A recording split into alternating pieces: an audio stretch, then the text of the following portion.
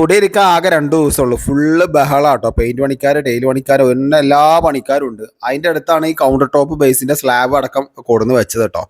അപ്പോഴാണ് അളവിൽ കുറച്ച് വ്യത്യാസങ്ങൾ വന്നത്. അപ്പോൾ ആ പൈപ്പ് കുറച്ച് മാറ്റേണ്ടി വന്നു. ഇപ്പം നിങ്ങൾ വിചാരിക്കുന്നുണ്ടാവും ഇത് എന്തിനാണ് ഇതിൻ്റെ ഉള്ളിൽ POP ഇട്ട് നടക്കുന്നതെന്നല്ലേ.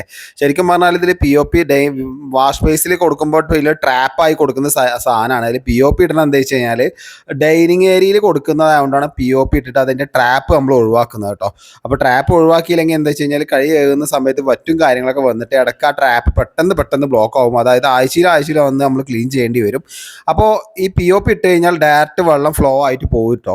അപ്പോൾ പലരും ചോദിക്കും പിന്നെ എന്തിനാണ് ഈ ട്രാപ്പ് അവിടെ കൊടുന്ന് വെച്ചതെന്ന് ചോദിക്കുന്നുണ്ടാവും. പക്ഷേ അവിടെ ഡൈനിങ് ഏരിയ ആയതുകൊണ്ട് കൗണ്ടർ ടോപ്പിൻ്റെ അടിഭാഗത്ത് സ്ലാബോ കാര്യങ്ങളോ അല്ലെങ്കിൽ ഡോറോ കാര്യങ്ങളൊന്നും വെക്കാത്തത് കൊണ്ടാണ് നമ്മൾ ഇതേപോലത്തെ ഒരു സെറ്റപ്പ് ചെയ്തിരിക്കുന്നത്. അപ്പോൾ എന്തായാലും പെയിൻ്റൊക്കെ അടിച്ച് അതിൻ്റെ സൈഡിലേക്ക് പുട്ടിയൊക്കെ ഇട്ട് സാധനം സെറ്റ് ആയിരുന്നു കേട്ടോ. അപ്പോൾ എന്തായാലും വീഡിയോ സപ്പോർട്ട് ചെയ്യുക. അപ്പോൾ ഇതിൻ്റെ അഭിപ്രായങ്ങൾ മറക്കാതെ കമൻറ്റ് ചെയ്യുക, വീഡിയോ ഷെയർ ചെയ്യുക.